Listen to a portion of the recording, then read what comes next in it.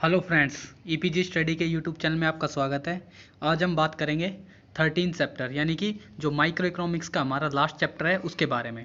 तो आइए देखते हैं। गैर प्रतियोगी बाजार, एकाधिकार एकाधिकार प्रतियोगिता एवं अल्पाधिकार बाजार। तो इन बाजारों के बारे में हम डिस्कशन करेंगे। इससे पहले आपने जाना कि परफेक्ट कंपटीशन क्या होता है, पूर्ण प्रतियोगिता क्या होता है। तो आइए देखते हैं। अगर आपने हमारे चैनल को सब्सक्राइब नहीं किया है तो प्लीज़ सब्सक्राइब कर लीजिए, लाइक कीजिए और कमेंट कीजिए ताकि हम आपके लिए अच्छे से वीडियो और बना सके। अगर कुछ कमी रह गई तो प्लीज़ हमें बताइए और हम आपके लिए ऐसी वीडियो लाते रहेंगे। तो प्लीज़ हमारे चैनल को सब्सक्राइब कीजिए और वीडियो को शुरू से लेके लास्ट तक देखें, तभी आपको समझ में आएगा, वरना बीच बीच में देखने से कोई फ़ायदा नहीं होगा। तो आइए देखते हैं। सबसे पहले एकाधिकार।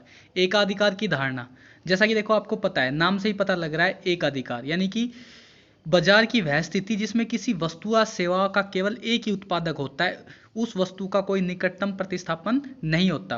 कहने का अर्थ यह है कि भाई क्या है कि जिसमें है ना बस एक ही उत्पादक होगा, यानी कि प्रोड्यूसर जो होगा उस सेवा या वस्तु का वो एक ही होगा। अब फिलहाल हमारे जो रेलवे है, अभी तो फिलहाल टाइम में हमने प्राइवेटेशन, कुछ ट्रेनों को प्राइवेटेशन कर दिया है, लेकिन कुछ टाइम पहले तक यानी कि 1-1.5 साल पहले तक जो हमारी रेलवे है उस पर सिर्फ हमारी भारतीय सरकार का ही अधिकार था। यानी कि कोई भी दूसरी कंपनीज या कोई भी आके अपनी रेल नहीं चला सकता था, ओनली बस भारत सरकार ही चला सकती थी। अभी हमने कुछ 1-2 ट्रेन है तेजस वगैरह जिनको हमने प्राइवेटेशन किया है, लेकिन पहले क्या था कि बस भारतीय सरकार ही चलाती थी, यानी कि उसका पूरा अधिकार भारतीय सरकार का था। तो इसीलिए एक अधिकार वह होता है जिसपे किसी एक उत्पादक का ही अधिकार होता है और वह ही उस सेवा का उत्पाद करता है या वस्तु का उत्पाद करता है जिसका कोई निकटतम प्रतिस्थापन नहीं होता है। ठीक है, इसके बाद देखेंगे इसकी परिभाषा। एक अधिकार वह बाजार है जिसमें किसी वस्तु का केवल एक ही विक्रेता होता है, वह जिस वस्तु का उत्पादन करता है उसका निकटतम प्रतिस्थापन नहीं होता और फर्मों के प्रवेश पर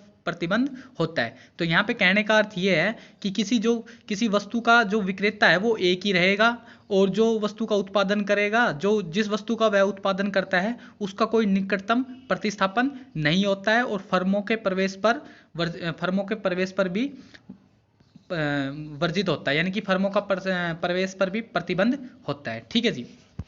तो इसके बाद देखेंगे हमारा ये इसका अगला पॉइंट कि इसकी विशेषता क्या है। देखो, एक विक्रेता अधिक क्रेता, तो इसके अंदर क्या, वन सेलर और लार्ज नंबर ऑफ बायर, यानी कि एक तो विक्रेता होगा और अधिक क्रेता होंगे। कि भाई जो एक अधिकार है उसमें पता है आपको एक ही व्यक्ति या एक ही फर्म या एक ही उद्योग या एक ही जो भी है वो प्रोड्यूस करेगा बस ओनली, बाकी क्या है बहुत सारे उसको खरीदने के लिए करेंगे। जैसे आपको रेलवे को पता है भारत सरकार चला रही है लेकिन उसको यूज हमारी पूरी पॉपुलेशन कर रही है। ठीक है, इसी के बाद है एक अधिकारी फर्म उद्योग भी है, यानी कि एक अधिकारी फर्म उद्योग भी है, यानी कि pure monopoly is an industry, कि एकाधिकारी स्थिति में केवल एक ही फर्म होती है, अतः एवं फर्म और उद्योग का अंतर समाप्त हो जाता है। एकाधिक फर्म और उद्योग में अध्ययन में कोई अंतर नहीं होता। कहने का अर्थ हमारा यहाँ पे ये है कि जो फर्म और उद्योग है वो दोनों क्या है, एक ही हो जाते हैं। कि ये नहीं है कि भाई उसका जो उसकी फर्म है वो अलग होगी, उद्योग अलग होगा या उसकी इंडस्ट्री अलग होगी, ऐसा नहीं है। इनके अंदर क्या, इनका जो अंतर होता है वो समाप्त हो जाता है, क्योंकि उन्हीं के द्वारा सब कुछ चलाना है, तो उसमें क्या अंतर करें। ठीक है, इसके बाद है नई फर्मों के प्रवेश पर बाधाएं। देखो, एकाधिकार उद्योग में नई फर्मों के प्रवेश पर कुछ बाधाएं या प्रतिबंध होते हैं, जैसे पेटेंट अधिकार होता है या किसी तकनीक की या कच्चे माल का प्रभुत्व इत्यादि। यानी कि वहाँ पे जो पहले जो उसका मालिक है या जो उत्पादक है वो पेटेंट करा लेता है या फिर मतलब कि कुछ अन्य प्रकार के अधिकार कर लेता है या टेक्नोलॉजी ले लेता है या फिर उसको रॉ मटेरियल का प्रभुत्व, ये सारी चीज़ मिले होते हैं जिससे उसके प्रवेश पर प्रतिबंध लग जाता है।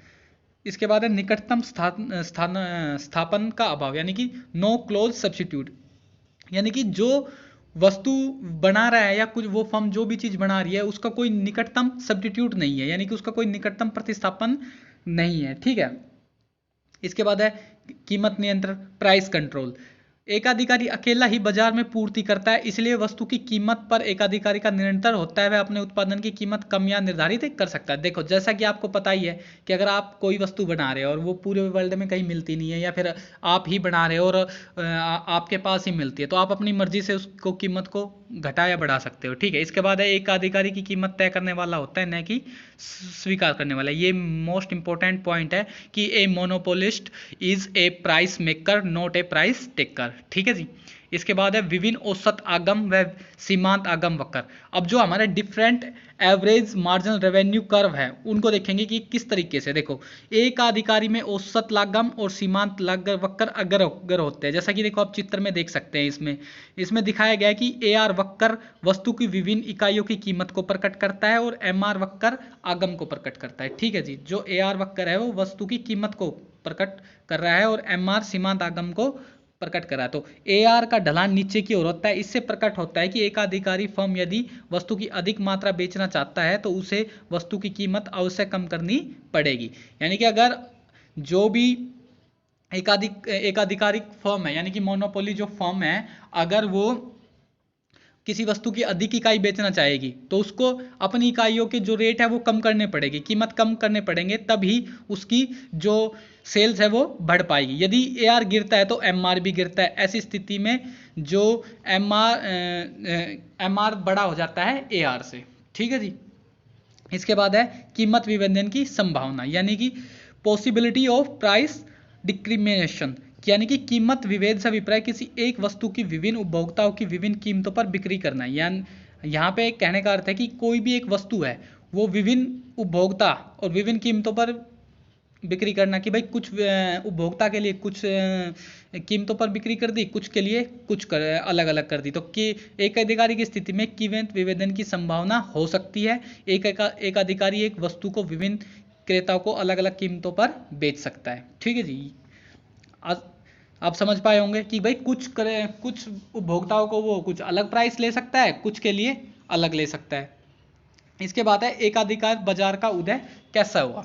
अब इसका भाई देखेंगे, इसका अराइज कैसे हुआ, उसका उदय कैसा हुआ। देखो, सरकार द्वारा लाइसेंस देना व नियंत्रण करना। आपको पता है कि भाई पहले क्या था, हमारा जब स्वतंत्रता के बाद हमारे देश में गरीबी थी और आपको पता है अंग्रेजों से हम छुटकारा मिला तो सरकार ने लाइसेंस देना शुरू कर दिया था। तो सरकार की एक विशेष वस्तु के उत्पादन के लिए केवल एक उत्पादक को ही लाइसेंस दे सकती थी। इसके फलस्वरूप एकाधिकार का उदय हुआ। उन्होंने एक ही वस्तु के लिए लाइसेंस दे सकती थी। इसके लिए उन्होंने एक कंपनी को लाइसेंस दिया और उसने अपना अधिकार कर लिया और यहाँ पे एकाधिकार का उदय हो गया। सरकार यह भी निर्णय ले सकती थी किन वस्तुओं के उत्पादन पर केवल उसी के विभाग, उद्यम, रेल पर भारतीय रेलवे का नियंत्रण हो। इस प्रकार से पेटेंट का अधिकार, नए उत्पाद पर पेटेंट का प्राप्त करना। इसका अर्थ है वस्तुओं के आकार, डिजाइन, अन्य विशेषता के संबंध में एकाधिकार का अधिकार प्राप्त करना। यानी कि उन्होंने पेटेंट का अधिकार भी दे दिया कि भाई वस्तु के आकार, उसका डिजाइन, उसकी विशेषता, इस पर सब पर एक अधिकार होगा, किसी फर्म का ही अधिकार होगा। इसी प्रकार नई तकनीकी का भी पेटेंट अधिकार प्राप्त किया गया है ताकि कोई अन्य फर्म इसका प्रयोग ना कर सके। इसके प्रयोग का केवल नवप्रवर्तकों का ही होता है। परिणाम स्वरूप पेटेंट की अधिकार की स्वीकृति, एकाधिकार बाजार संरचना का उदय हुआ। जैसे जैसे आपको पता है पेटेंट राइट्स मिलने लगे कि भाई लोग अपने जो भी नई कोई टेक्नोलॉजी बनाते तो उनको पेटेंट का अधिकार देते ताकि कोई दूसरा उस टेक्नोलॉजी को चोरी करके अपना सेम वस्तु प्रोड्यूस ना कर सके। इसीलिए यहाँ पे एकाधिकार बाजार का उदय हुआ। ठीक है जी। इसके पेटेंट की उदय की स्वीकृति किस उद्देश्य से दी जाती थी। देखो, शोध और विकास के प्रोत्साहन के लिए, ताकि भाई अच्छे से अच्छे रिसर्च हो सके और डेवलप किया जा सके, इसीलिए उसकी स्वीकृति दी जाती थी। दूसरी, नई खोजों को बढ़ावा, नई उत्पादकों को बढ़ावा, यानी कि वहाँ पे नई नई रिसर्च हो, मतलब कि नई नई सर्च खोजें हों और उसके क्या हो कि उसका प्रोडक्शन बढ़े, इसीलिए भी ये स्वीकृति दी जाने लगी। उसके बाद आया हमारा सी, कार्टल्स। कार्टल्स क्या होता है, ये ग्रुप होता है एक तरीके से। ठीक है, कुछ फर्में आपस में मिलके एक ग्रुप बना लेती है कि हम एक सेम तरीके की चीजें बनाएंगे। तो इसका अर्थ फर्मों के द्वारा सामूहिक निर्णय लेना है ताकि परस्पर प्रतियोगिता को रोका जा सके, बाजार पर अधिकारी नियंत्रण किया जा सके, एकाधिकारी नियंत्रण किया जा सके। सभी फर्में मोटे तौर पर कीमत उत्पादन नीति संबंधी एक समझौता कर लेती है जिसमें आपस में प्रतियोगिता नहीं होते। इस प्रकार से संयुक्त अधिकारी बाजार का संरचना का उदय होता है। तो कहने का अर्थ ये है कि व्यापार गुट बना लेते हैं और वो उनका सबसे मेन ये है कि आपस में ही वो कंपटीशन ना करे ताकि जो कीमत है वो एक हो, उसी पे वे सारी फर्म पूरा अपना प्रोडक्शन बेचेगी, जो भी उनका उत्पाद है वो बेचेगी और वहाँ पे मोनोपोली कंट्रोल हो सके। तो यहाँ पे एक ऑप्शन में आप ओपेक कंट्रियों को नाम ले सकते हैं। वहाँ पे क्या है कि सऊदी अरब और ये काफ़ी देश है जो, सॉरी सऊदी अरब मैंने ऐसे ही बोल दिया, जो भी ये क्या बोलते हैं इसको, खाड़ी देश हैं, तो इन्होंने अपना एक ओपेक नाम से एक कार्टेल बनाया हुआ है और इन्होंने सबने समझौता किया हुआ है कि हम इतने बैरल से तेल नीचे नहीं बेचेंगे। तो इस तरीके से समूह बना लेते हैं, ठीक है। इसके बाद है प्राकृतिक एकाधिकार।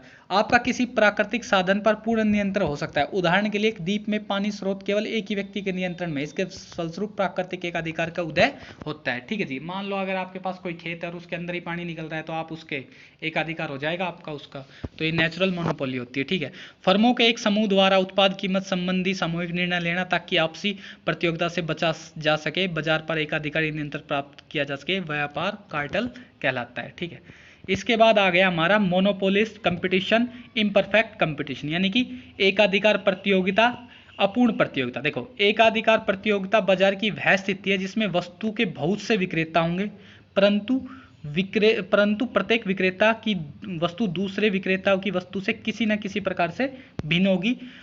वस्तु भिन्नता के ब्रांड के नाम, ट्रेडमार्क, गुण भेद अथवा उपभोक्ता की प्रदान की जाने वाली सुविधाओं के सेवाओं के अंतर के रूप में भी हो सकती है। कहने का अर्थ हमारा यहाँ पे ये है कि जिसमें बहुत सारे तो विक्रेता हैं, यहाँ पे अब सेलर बहुत सारे आ गए हैं, ठीक है। एकाधिकार प्रतियोगिता में सेलर बहुत सारे आ गए हैं, लेकिन जो जितने भी सेलर हैं और उनकी जितनी भी वस्तुएं हैं, अब क्या होगी, वो सारी किसी ना किसी रूप से अलग होगी और उनकी वस्तुओं में क्या डिफरेंट पाया जाएगा। या तो उनके ब्रांड के नाम डिफरेंट हो गए, ट्रेडमार्क अलग होगा, गुण भेद अलग होगा, या प्रदान की जाने वाली जो सुविधाएं हैं, सेवाएं हैं, उनके अंतर नाम में भी अंतर होगा। जैसे देखो, अब हम मानते हैं टूथपेस्ट के बारे में, देखो पेप्सोडेंट हो गया, कोलगेट हो गया, एंकर हो गया, बबूल आदि हो गया। तो ये टूथपेस्ट का उत्पादन करने वाली फर्म में एकाधिकार प्रतियोगिता के उदाहरण भी है। अब हम सोप में भी ले सकते हैं, हमाम हो गया, हमारा लक्स हो गया, काफ़ी सारी है, ठीक है। तो वास्तव में एकाधिकार प्रतियोगिता पूर्ण प्रतियोगिता का एकाधिकार के बीच की स्थिति करती है, ठीक है। अब देखते हैं इसके बाद आगे क्या है। एकाधिकार प्रतियोगिता, ये इसकी परिभाषा है सैमुअल्सन के अनुसार। एकाधिकार प्रतियोगिता बाजार की वह स्थिति है जिसमें किसी वस्तु के कई क्रेता व विक्रेता होते हैं। एकाधिकार प्रतियोगिता के वस्तु के निकट स्थानापन्न होते हैं, उत्पादक का कीमत पर सामान्य आंशिक नियंत्रण होता है, ठीक है। तो भाई कहने का अर्थ यह है कि उसके विक्रेता भी काफ़ी है, क्रेता भी कई है, और इनके जो नियर बाई सब्स्टिट्यूट हैं, जो इनके स्थानापन्न है, मतलब कि एक जैसी जो वस्तु है वे भी बहुत सारी है, ठीक है। तो उत्पादक का कीमत पर सामान्य आंशिक रूप से नियंत्रण होता है, ठीक है। इसका आंशिक मतलब कुछ कंट्रोल होता है, पार्टिशियल कंट्रोल होता है, ज़्यादा कंट्रोल नहीं होता। अब देखेंगे एकाधिकार प्रतियोगिता की विशेषता है। फर्म और क्रेताओं की संख्या यहाँ पे अधिक होगी। आपको पता है कि भाई डिफरेंट टाइप की वस्तुएं बेच रहे हैं, वो एक दूसरे से वो डिफरेंट है, तो यहाँ पर बायर भी वो सेलर भी बहुत ज़्यादा है और बायर भी बहुत ज़्यादा है। वस्तु विभेद, प्रोडक्ट डिफ्रेंसिएशन, यानी कि वस्तु विभेद, यहाँ पर वस्तु विभेद प्रतियोगिता का मुख्य लक्षण है कि विभिन्न क्रेता है, उनके रंग, आकार, पैकिंग, नाम, टिकाऊपन अंतर आया पाया जाता है, इनमें आपस में किसी न किसी तरीके से भिन्न होती है। ये वस्तु एक दूसरे की निकटतम प्रतिस्थापन होती है, जैसे लक्स, गोदरेज, हमाम इत्यादि, ठीक है। फर्मों के प्रवेश छोड़ने व स्वतंत्रता पर निर्भर, यानी कि यहाँ पे क्या है, फर्म आ भी सकती है अपनी मर्जी से और स्वतंत्र रूप से जा भी सकती है। किसी प्रकार की कोई इन पर बैरियर नहीं लगे हैं, कोई भी इनके ऊपर प्रतिबंध नहीं लगे, वो अपने आराम से आ सकते हैं और आराम से जा सकती है। दूसरी विक्रय लागत, यानी कि एकाधिकार प्रतियोगिता की मुख्य विशेषता यह है कि इसके अंतर्गत प्रत्येक फर्म को अपनी वस्तु का प्रचार करने, विज्ञापन पर व्यय करना पड़ता है। फर्म अपनी वस्तुओं को अधिक से अधिक मात्रा में बेचने के लिए अखबारों, सिनेमाओं, पत्रिकाओं, रेडियो, टेलीविजन विज्ञापन देती है। इन सब पर जो व्यय होता है उसे विक्रय लागतें कहते हैं, ठीक है। क्योंकि भाई आपको पता है कंपटीशन ज़्यादा है और जो अपनी एडवर्टाइजमेंट ज़्यादा करेगा उसकी चीज़ें ज़्यादा बिकेगी, तो इसीलिए यहाँ पे इन पे खर्च अधिक करना पड़ता है, ठीक है। इसके बाद है कम गतिशील, यानी कि लेस मोबिलिटी, यानी कि एकाधिकार प्रतियोगिता में उत्पादन के साधन व वस्तु और सेवाओं में कम गतिशीलता कम होती है, ठीक है जी। इसके बाद है अपूर्ण ज्ञान, कि एकाधिकार प्रतियोगिता व्यवस्था में वस्तुओं के क्रेताओं तथा साधनों के स्वामियों को जो वस्तु की विभिन्न कीमतों का पूर्ण ज्ञान नहीं होता। इस कारण वस्तु विभेद के कारण विभिन्न फर्मों के उत्पादन में तुलना करना संभव नहीं होता, क्योंकि वहाँ पे उन लोगों को इतना अपूर्ण मतलब इतनी नॉलेज नहीं होती है। इसके बाद है गैर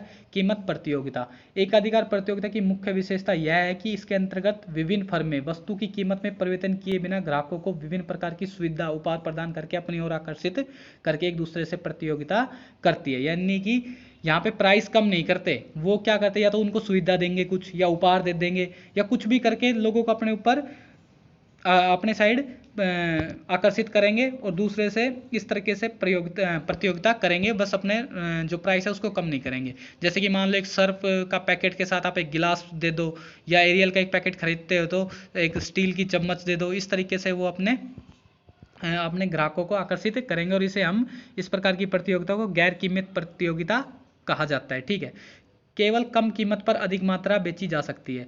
तो एक अधिकार प्रतियोगिता की स्थिति में केवल कीमत को कम करके उत्पादन बेचा जा सकता है, अधिक उत्पादन बेचा जा सकता है। इसीलिए एक अधिकार प्रतियोगिता वाली फर्म की मांग का वक्र ऊपर से नीचे की ओर झुका होता है। इसके बाद है औसतागम वक्र। अपूर्ण प्रतियोगिता बाजार में भी औसतागम वक्र, सीमांतागर वक्र विभिन्न होते हैं, जैसा कि चित्र 2 में दिखाया गया है। ये ऊपर से नीचे की ओर झुके होते हैं। इसका अर्थ है कि अधिक वस्तु बेचना चाहते हैं तो कीमत कम करनी पड़ेगी। यानी कि AR हमारा नीचे डाउनवर्ड और नीचे गिर रहा है, तो इसका अर्थ है कि हमें जो वस्तु की इकाई अगर ज़्यादा बेचनी है तो हमें क्या करना पड़ेगा, हमें वस्तु की कीमत को गिराना पड़ेगा, तभी हम ज़्यादा वस्तुएं बेच सकते हैं। आंशिक कीमत नियंत्रण, यानी कि एकाधिकार प्रतियोगिता स्थिति में फर्म का न तो पूर्ण नियंत्रण होता है, न पूर्ण नियंत्रण होता है, न ही नियंत्रण का पूर्ण अभाव, शून्य नियंत्रण होता है। इस स्थिति में फर्म का कीमत पर आंशिक नियंत्रण होता है। एकाधिकारी प्रतियोगिता की स्थिति में किसी वस्तु की औसत कीमत बाजार मांग वक्र पूर्ण शक्तियों द्वारा निर्धारित होती है, यानी कि बाजार की शक्तियों से ही क्या होगा, पूर्ण निर्धारित होगी। परंतु एक फर्म कुछ विभेद के द्वारा कीमत में आंशिक रूप से प्रभावित कर सकती है, यानी कि अगर वस्तु में विभेद है तो वह कुछ आंशिक रूप से वहां पे कंट्रोल कर सकती है, वरना जो भी हमारी डिमांड है और जो सप्लाई है वो ही हमारी क्या करेगी, प्रतियोगिता में कीमत का निर्धारण करेगी। ठीक है जी। इसकी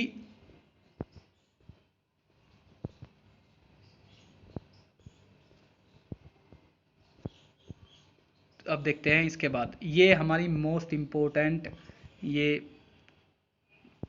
है टैली। इसके अंदर आप समझ जाओगे, वो मैंने इसलिए नहीं पढ़ाया क्योंकि वो बहुत ज़्यादा लेंथी हो जाता, वीडियो लेंथी हो जाती। इसके अंदर आप उन सारी चीज़ों को समझ जाओगे अच्छे से। तो अगर आपको ये नहीं दिख रहा है तो वीडियो पे 3 डॉट पे जाके क्वालिटी को ज़्यादा बढ़ा लेना, ये दिखने लग जाएगा। अब देखते हैं, देखो इसके अंदर हमारे पास दे रखा है पूर्ण प्रतियोगिता, एकाधिकार प्रतियोगिता और एकाधिकार बाजार में अंतर। ठीक है, अब देखो क्रेता और विक्रेताओं की संख्या। पूर्ण प्रतियोगिता में तो बहुत सारे क्रेता होते हैं, विक्रेता होते हैं, लेकिन पूर्ण प्रतियोगिता में भी अधिक विक्रेता होते हैं। ठीक है, लेकिन एकाधिकार के अंदर क्या है, एक विक्रेता होता है और अनेक क्रेता होते हैं।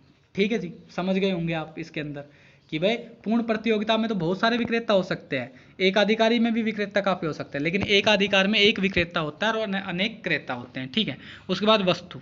देखो पूर्ण प्रतियोगिता में एक समान वस्तु बेचते हैं, वो सारी एक जैसी। इसमें वस्तु विभेद होता है कि रंग रूप थोड़ा थोड़ा मिलता रहेगा, बस वैसे एक जैसी हो सकती है। इसमें एक समान भी हो सकती है और नहीं भी। तीसरा कीमत, इसकी एक कीमत होती है, और पूर्ण एकाधिकार प्रतियोगिता में विभिन्न कीमत और वस्तु विभेद, यानी कि कोई अगर ज़्यादा बेचना चाहता है तो कीमत को कम करेगा, और कम बेचना चाहता है तो ज़्यादा कर लेगा, तो यहाँ वस्तु विभेद पाया जाता है। और यहाँ पे एक कीमत होती है और कीमत विभेद होगा। ठीक है, वो अपनी मर्जी से करेगा, करना चाहता है तो बढ़ाना घटाना चाहता है तो। फर्मों का प्रवेश, फर्म की स्वतंत्रता होती है, प्रवेश की स्वतंत्रता होती है, लेकिन यहाँ पे प्रवेश पे रुकावट होती है।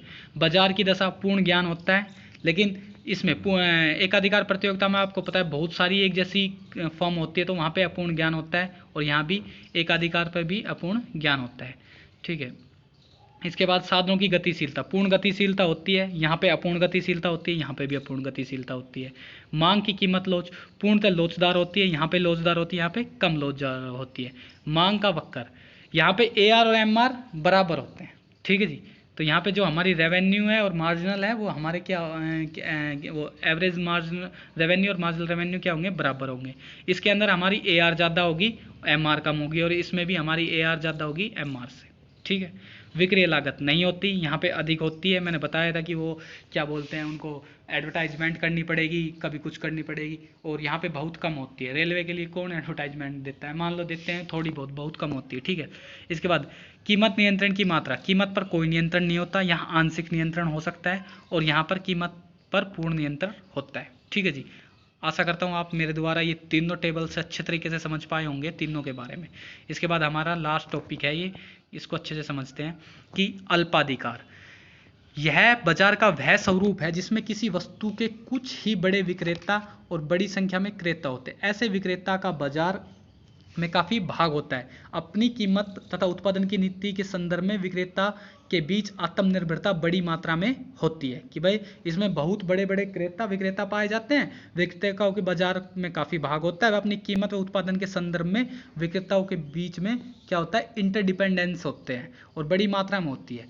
क्योंकि विक्रेता केवल थोड़े होते हैं, इसलिए एक विक्रेता का कीमत व उत्पादन संबंधी निर्णय बाजार में अन्य विक्रेताओं की कीमत संबंधी निर्णयों पर काफी प्रभाव डालता है। यहाँ पे हम कह सकते हैं जैसे हमारी जो कार बनाने वाली कंपनी, अब देखेंगे बहुत ज़्यादा नहीं है, मुश्किल से 4-5 कंपनी है, तो उनकी अगर एक कंपनी कम कर रही है तो दूसरी कंपनी पे उसकी इफेक्ट तो पड़ेगा ही। ठीक है।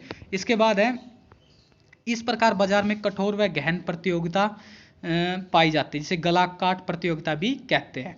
ठीक है। ऑटो मार्केट हो गई, Maruti, Tata, fiat, Ford, general Motors के नाम से पहचाने जाते हैं। तो यहाँ पे कुछ बड़े विक्रेता होते हैं और बड़ी संख्या में क्रेता होते हैं। समझ गए ना आप कि भाई अगर वो थोड़ी सी भी कीमत करेगा, कम करेगा, तो पूरी मार्केट में हाहाकार मच जाता है। इसीलिए यहाँ पे गला काट प्रतियोगिता का भी से नाम दिया गया है। ठीक है। इसके बाद देखेंगे इसकी प्रतियोगिता। कुछ ही फर्में होती है, आपको पता है कि भाई बड़ी ये फर्में परंतु कुछ ही होती है, परंतु आकार में बहुत बड़ी होती है और बाजार में अपना प्रभुत्व जमाए रहती है, और फर्म का बाजार में काफ़ी बड़ा भाग होता है और ये बाजार में कीमत को प्रभावित करती है। क्रेताओं की बड़ी संख्या होती है, आपको पता है कि वस्तुओं में क्रेताओं की संख्या बड़ी होती है और ये इतनी बड़ी होती है कि कोई भी अकेला आदमी इनकी कीमत को प्रभावित नहीं कर सकता है। बाधाएं, नई प्रवेश में कई बाधाएं होती है, लगभग वैसी ही है जैसी कि एक अधिकार के अंतर्गत पाई जाती है। नई फर्मों का प्रवेश करना यदि संभव हो तो कठिन अवश्य होता है। आत्मनिर्भरता की उच्च मात्रा, हाई डिग्री ऑफ इंटरडिपेंडेंट, यानी कि फर्मों के बीच आत्मनिर्भरता या परस्पर निर्भरता की एक बड़ी मात्रा पाई जाती है। एक फर्म की कीमत उत्पादन नीति बाजार में विरोधी फर्म की कीमत या उत्पादन की नीति को काफी प्रभावित करती है। उदाहरण के लिए जनरल मोटर अपनी कारों की कीमतों को कम करती है, तो फोर्ड मोटर भी ऐसा करता है। इस प्रकार कीमत उत्पादन से संबंधित फर्म कोई क्रिया की जाती है तो उसका बाजार के विरोधियों पर की जाने वाली संभव प्रतिक्रिया के तौर पर तैयार रहना चाहिए। तो कहने का अर्थ यहाँ पे यह है कि अगर एक कंपनी अपने प्राइस को कम करेगी तो उसकी जो विरोधी कंपनी है उसको प्राइस कम करना पड़ेगा, वरना वो बाजार में पिछड़ जाएगी। फर्म की मांग को निर्धारित करना संभव नहीं है। तो भाई जो अल्प अधिकार में फर्म की जो मांग का वक्र है निर्धारण करना संभव नहीं है। इसका सरल कारण यह है कि कीमत में परिवर्तन का अनुमान लगाना कठिन है। ठीक है। जो भी मतलब कि सरल कारण यह है कि कीमत में परिवर्तन का अनुमान लगाना कठिन कार्य होता है। जब कोई अपनी फर्म कीमत कम करती है तो उसकी वस्तु की मांग नहीं बढ़ सकती है, क्योंकि फर्म विरोधी फर्में भी कम कीमत को कम कर सकती है। ठीक है।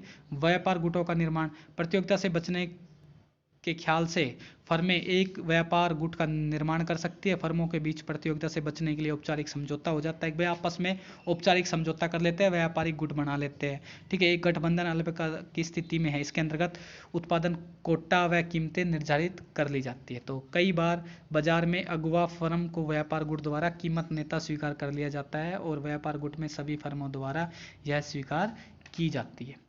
ठीक है। तो आशा करता हूँ कि मेरे द्वारा दी हुई जानकारी से आप समझ पाए होंगे। ठीक है। अच्छे से इसको 1-2 बार रिवाइज कीजिए। मैं गारंटी से देता हूँ कि आपको पेपर में 100% इस चैप्टर में नंबर मिलेंगे और इसमें से 100% आपका एग्जाम आता है। और हमारे चैनल को सब्सक्राइब कर लीजिए, वीडियो को पूरी देखा कीजिए, तभी आपको ये समझ में आएगी। थैंक यू, धन्यवाद।